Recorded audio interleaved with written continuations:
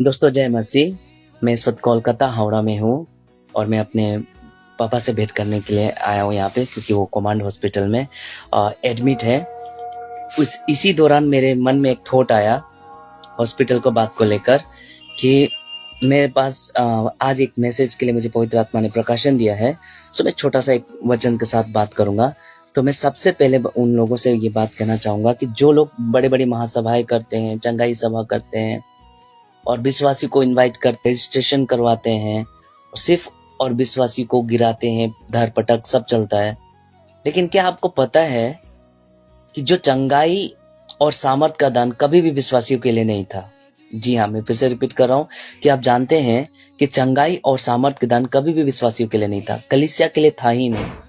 तो प्रश्न उठता है कि कलीसिया के लिए क्या है? कलीसिया के लिए खुद प्रभु यीशु है।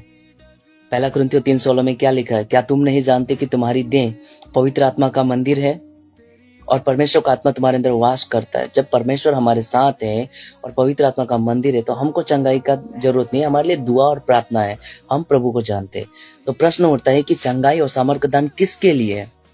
तो एकदम क्रिस्टल क्लियर कह देना चाहता हूं कि चंगाई और सामर्थ का दान सिर्फ और सिर्फ अविश्वासियों के लिए साइन था, चिन्ह था।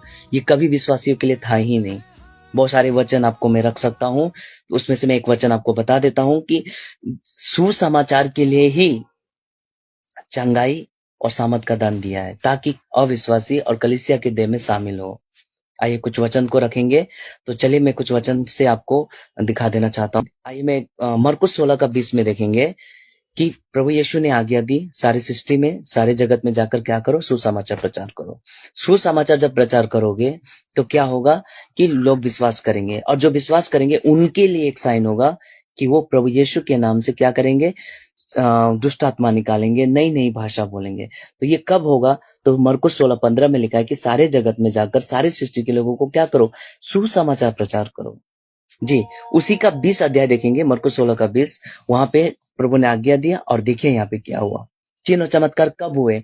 अब मैं दिखाता हूँ वचन के द्वारा, जो आपके स्क्रीन में भी दिख जाएगा।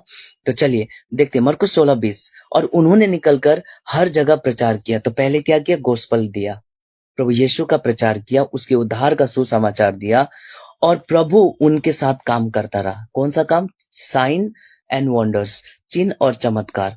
कब हुआ? जब वो प्रचार करने गए। और आजकल की कलीसिया में कब होता है? कब होता है और कौन से चमत्कार होते हैं? सब झूठे चमत्कार होते हैं। आजकल की कलीसिया में झूठे चमत्कार चलते हैं। विश्वासी को हाथ रख के कहते हैं, जो प्रभु में आ चुके हैं उनको ही कहते हैं कि आओ हम तुमको चंगाई करते हैं।